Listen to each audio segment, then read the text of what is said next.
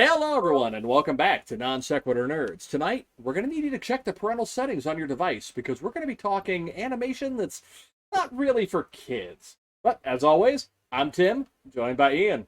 How's it going, buddy? Hey, it's going really good. Hope you're doing very well. Yeah, not too bad. It's been a bit of a long week, but I busy yeah, week. I hear that. But things are wrapping up and winding down. I'm actually not at my usual location, so I'm working off of my laptop with a green screen background It in works. my parents' basement.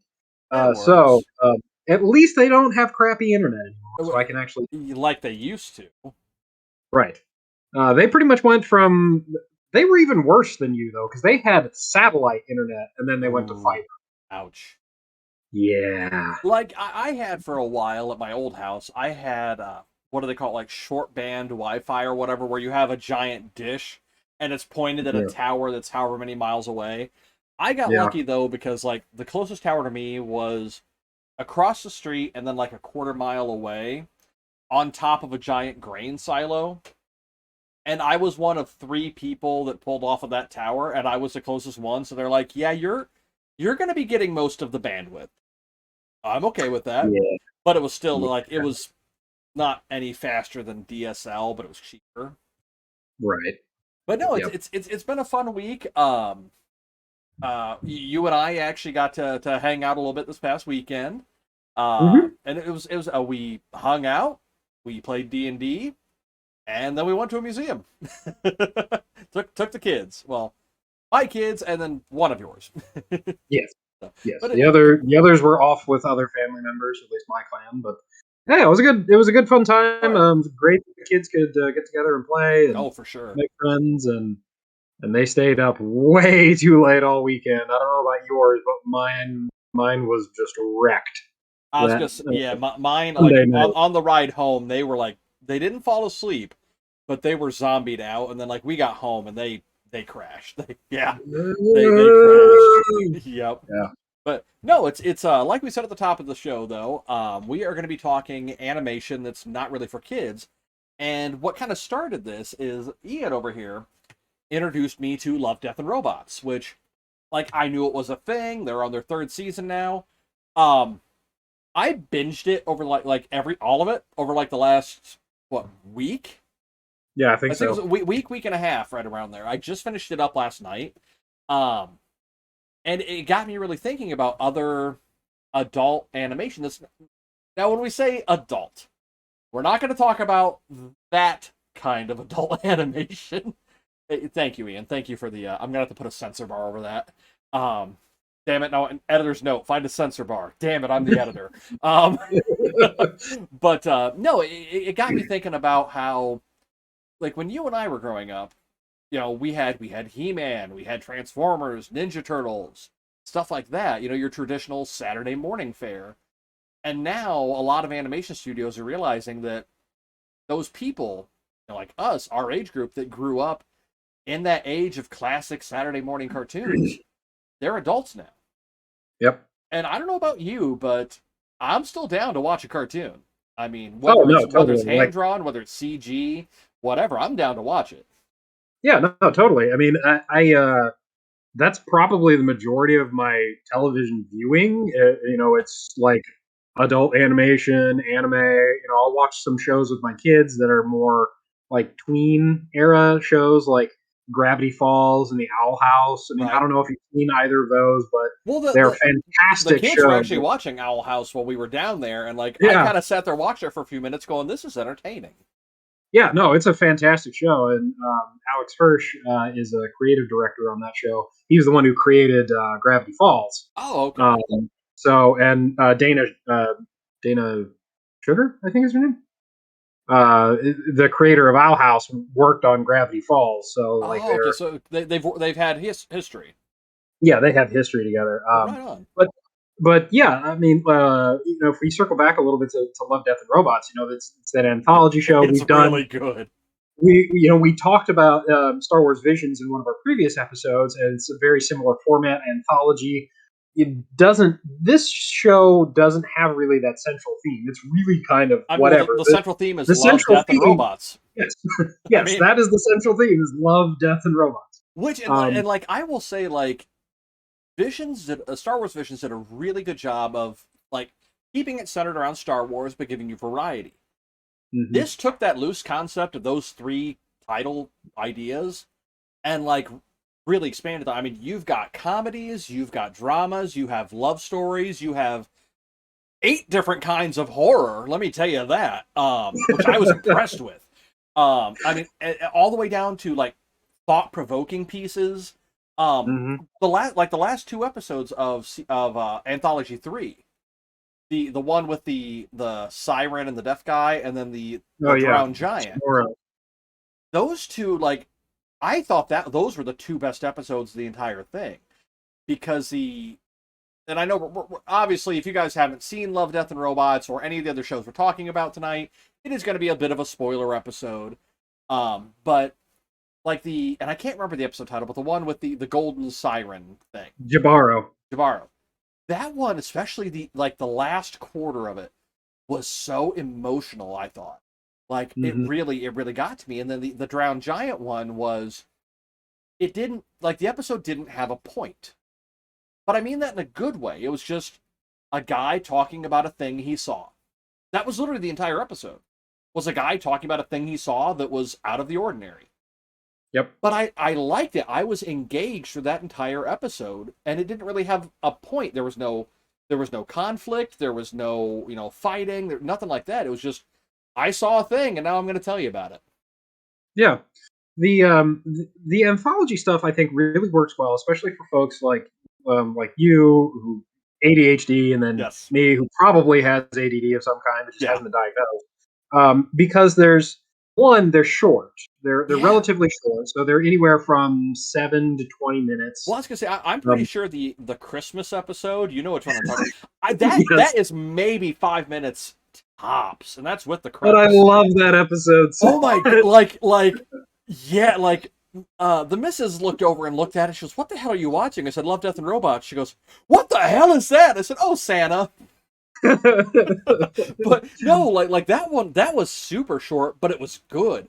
The Mhm. only episode, like out of the entire anthology, the only episode that I can say I didn't like was also in Anthology 3, and it was the one where there's the soldiers following bad guys into a cave because they have hostages, and then like fast forward, Cthulhu is there or something like Cthulhu.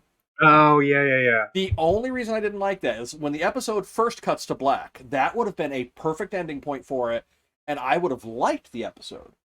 But then, like 5 seconds later, it cuts back up to one of the characters now has her eyes gouged out. She's at somewhere else entirely, and she's muttering in some language, and you have no context for. Like, I get it; it's left open to interpretation, but everything else in that episode had been like very well paced, felt on point. That just felt like they had a bunch of extra ideas they wanted to use in the episode and had the animations rigged for it, but Mhm. cut it out and they're like, you know what? We already have it. Let's use it, and threw it in at the end. It felt out of place, and it felt like it was starting up more new ideas Yeah, without, but there had already been a finalization of the episode. yeah. But Well, that's the only not one I to didn't care for. yeah, and not to dwell too much on this one because Yeah. we could definitely do a review of Love, Death, and Robots Oh some yeah. other time. Oh yeah. So, kind of switching gears a little bit to other adult animation stuff. Adult animation really has been around for a while. The Simpsons was kind of like the pioneer, I guess, so to speak, of non like pornographic Yeah. adult animation. I mean, you could Yeah. probably go back to oh, what the heck was that cartoon from like the 70s and 80s? It was like a really trippy one. Oh, Fritz Uh, the cat. yes, Fritz. I was going to say Felix. And I was like, that's not right because he was the black cat that was actually Well, DC. did you see the Felix the Cat movie? No. That is some nightmare fuel for children. Let me tell like that is a bad acid trip. Hmm. Like Uh, it is nothing like the Felix like Saturday morning cartoon. It is very dark. But anyway, gotcha. but yeah, Fritz the cat was, I mean, that flat out was like the embodiment of the '70s turned into a cartoon cat. But Yeah, Simpsons, no, I like mean, it's funny you mentioned Simpsons though, because by today's standards, Simpsons is pretty tame. oh, yeah, I mean, but no, it used to be like Simpsons used to be like the envelope pushing of what you can get away with in a cartoon, but now it's like, oh, it's just another show that's out there. Yeah, But yeah, and I think they they've were pioneers though back in the day. yeah, and they kind of found their niche a long time ago, I think, Yep. and just kind of stuck to that. And people have said, the Simpsons are slowly dying off, and it may be true. It's what 30 years old. It's Well, I like the say it's longest like running. 34 seasons or something like that now. I mean, it's been a Yeah, long time. yeah. I mean, it's one of the longest running shows that's been out there. Oh yeah. But then obviously you have other shows like South Park, which I mean, the entire point of South Park was to push the envelope. I mean, Yeah. that's their mantra is basically how much can we get away with. Yeah. Um, How much can the network and afford to pay in fines? right, and But it got them viewers and sponsors though. That's the thing. It's like from a marketing standpoint, South Park did exactly what it set out to do. It pushed the envelope, got people watching it, got people talking about it, got advertiser revenue. That was like I don't know if it's still one of their biggest shows. It's still on. They're still making new episodes of it. But like South Park, that was like there was South Park, the show. They had the movie. They had merchandise. I mean, they were they like had games. they had games. I And mean, that it was a South Park Nintendo 64, which is what Tim's wearing on his shirt right now. yay. Um, I mean, even a few years ago, South Park came out with those two RPGs, Stick of Truth yeah, and the and Fractured fractured Butthole. left hole. Two Yes, words, butthole. yes. But Um, and those were fairly successful and honestly solid RPGs, which I never thought I would say that, one of my favorite RPGs the last 20 years was a South Park game. That is not anything I ever thought I would say, but they had a good studio behind it is the big kicker. Right, and Trey Parker and Matt Stone have gone. I mean, they still are obviously make the central figures of South Park, but they've gone on to use their fame and their riches and things like that to expand that. I mean, they made the Book of Mormon, which is one of the most successful Broadway shows. Yeah. A hilarious show, by the way. I mean, And they even had others, like they had basketball, they had mhm, Team America World Police, which, yeah, but no, I mean, yes, like South Park kind of pushed it, but I mean, if you want to go a little more recent than that, well, I guess it probably would have been right around the same time. Futurama, another Matt Groening property, which that one wasn't as raunchy as Simpsons, but it was a it lot was more. more real. Yeah, it was more as grounded in realism as a futuristic Simpsons esque spin-off can be, but it dealt with a lot more adult themes, but not in the same way that like to jump back, not in the same way that like Love, Death, and Robots does. It Right, dealt with more like personal loss, trauma. I mean, who can forget the episode where you see, his dog? Jurassic Park. Yeah, I mean, oh my god, like that one. Like, if you don't cry in that episode, you're not human. You're some kind of robot. Right, and That future. I episode is mean, there sad. were yeah, there's Jurassic Park. There's the episode The Luck of the Fryrish. Um, Mm-hmm. that one always just like tears me up. The original series finale with Fry getting the robot devil's hands. And I can't remember the name of the episode, but Yeah. Futurama is also one of those shows that I think it may be holding the record now for the most times it has been a show has been revived Yeah. because it was originally on Fox and then it was canceled. And then after Sirius syndication, it got picked up on I want to say Comedy Central. Well, After I going think it through, was I think TNT first and then Comedy Central, I think. maybe, but it went through. It also had like I think 3 or 4 movies in between Yep. being Which they later canceled. split up into several episodes. Right. Okay. And then now it's getting revived on Hulu. Yep. Again. So again, Yep. so but Futurama is one of those shows that's more cerebral. I mean, they have a cast or their writer staff was filled with scientists. So a Yep. lot of the a lot of the fun hidden gems in the show is that a lot of the math and things like that they'll show in the background is actual Yeah. like formulas and things like that they have done. So they tried to stick very close to theoretical physics. And It, there's some stuff that they obviously kind of push the envelope on. yeah. Obviously faster than light travel. It's all theoretical and whatnot. Yep. So they kind of played with those things, but It was Big there's Bang Theory before Big Bang Theory. yes, yes. Um, But again, so one of the more tame adult animation products that's out there. I mean, like now Futurama. Yeah, I mean, I'd let my kids watch it. I think. I mean, it's not too super out there. Same with Simpsons. Um, but I mean, those are again. It seems like Matt Groening, while he does want to push the envelope on certain like subjects, the networks that it's on, that those shows are on, don't necessarily let them go that extra mile. But that's not what those right, shows are about. That's not what they're for. right, Those are more adult shows that you can watch with your kids. yeah, Those two, and then those two there's anyway. right, and then there's we kind of push beyond that a little bit more into the true adult shows, and you have shows like Rick and Morty and Archer, Yeah. which are very much not intended for children, deal a lot No. with drugs, sex, violence, Yep. swearing. Yep. But these are the shows that are really kind of geared more towards people like Tim and I, and probably the folks that watch and listen to us, is because they're folks that are more in our age group. Yep. And again, as Tim said, we grew up with shows in the era of cartoons and things like that. So it was kind of ingrained into us. And then they've taken, I mean, some of those properties they've even taken and given them adult spins. I mean, if we look at Ren and Stimpy, which pushed the envelope Yeah, in it the did. 90s, Yeah, it it did. really pushed the envelope in the 90s.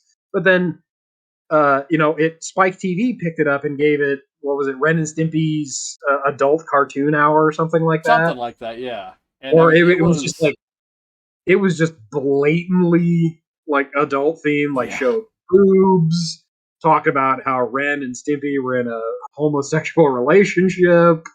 I mean, Um, it was very adult. Like, and even like yes, yeah, like you said, like the original Ren and Stimpy, like that was on Nickelodeon during like their kids block hour, and yeah. that I mean, I would have loved to have been in the room of the censors back in those days, just going, I'm sorry, you want to do what in the show? Run that by me again. Because I Yeah, and if I guarantee there's remember, so much stuff they had to cut out of that. oh yeah, and if I remember correctly, the original creator, I can't remember his name, but basically they kind of determined that he was a creep, and so they like Hmm. fired him off the network and the show, and then it went to someone else. And I remember the original studio's name was Spumco, Yep. because they've also gone on to do other things. They did the music video for Tenacious D's song. Yep. Um, They also did a video. They did some animation for Weird Al as well. mhm. Um, and they did some stuff on some games, but what games that was escapes me at this point. But remember, I mean, they branched, and I think the studio is still around. I mean, they may be a different name now, but Right, last I knew they were still around anyway. right. But then, kind of shifting over a little bit, you look at now, there's networks or TV programming blocks that are dedicated to adult animation. I mean, Fox even had their animation domination block, which I think was on maybe Fridays or evening hours. Somewhere around there. Um, yeah, but I mean, it was their more adult themed shows: Simpsons, Family Guy, King of the Hill. Yep. Which again, these are relatively tame shows. Yeah. Relatively, Family Guy is probably the biggest envelope pusher in that group. But then you have Adult Swim, which is geared 100% towards adult animation. You Yep. had MTV's old animation block with shows like Aeon Flux and Beavis and Butthead. I mean, if you've ever seen Aeon Which Flux, is getting a revival. yeah, Actually, I think um, the new movie Beavis and Butthead Do the Universe just came out not too long ago. yeah, it's streaming exclusively on Yep. Paramount Plus. Yep. Which is one I don't Um, have. yeah, but they are. I keep seeing ads for like get a free month of Paramount Plus, so I'm like, Yep. maybe I'll pick it Maybe. up. Like Yeah. once I'm That's once I'm kind of done where with my I'm at. MBA. Once I'm done with my MBA, maybe I'll pick it up and just like binge the crap on there that I want and then cancel it. Right. Um, but I mean, there's such a market out there for all of these types of shows, Oh, and absolutely. granted, like a lot of there's a lot of shows on like Adult Swim, like their original programming block that I think were geared more towards an audience younger than me, Yeah. aka like college stoners, because Anything shows by like Tim and Eric. yeah, Like I just those, I those two can ride a penis rocket to the moon and never come back I like because I didn't. The only episode of one of their shows I ever watched all the way through was one that Tenacious D was guest starring on, and they were like B characters throughout the entire thing. That's the only reason I watched it. Apart from that, I don't. Maybe the humor was too advanced for me. I don't know what it was, but it just none of their shows were ever for me. And I think their humor is geared more towards people that are smoking 4 pounds of pot. maybe Like, no disrespect to I anybody mean, that does, but I mean, just we are not I the mean, it was target audience always there.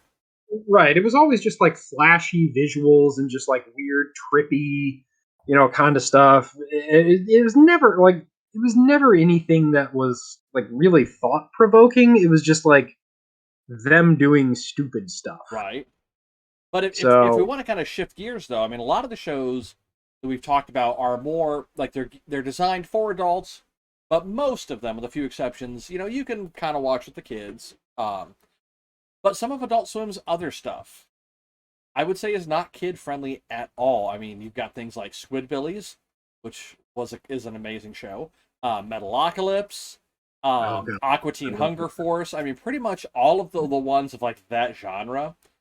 None of those are kid friendly at all. No, I no, mean, the absolutely. the rampant. I mean, blood, drugs, sexual innuendo, um, pushing the envelope on what you can talk about on TV or even allude to.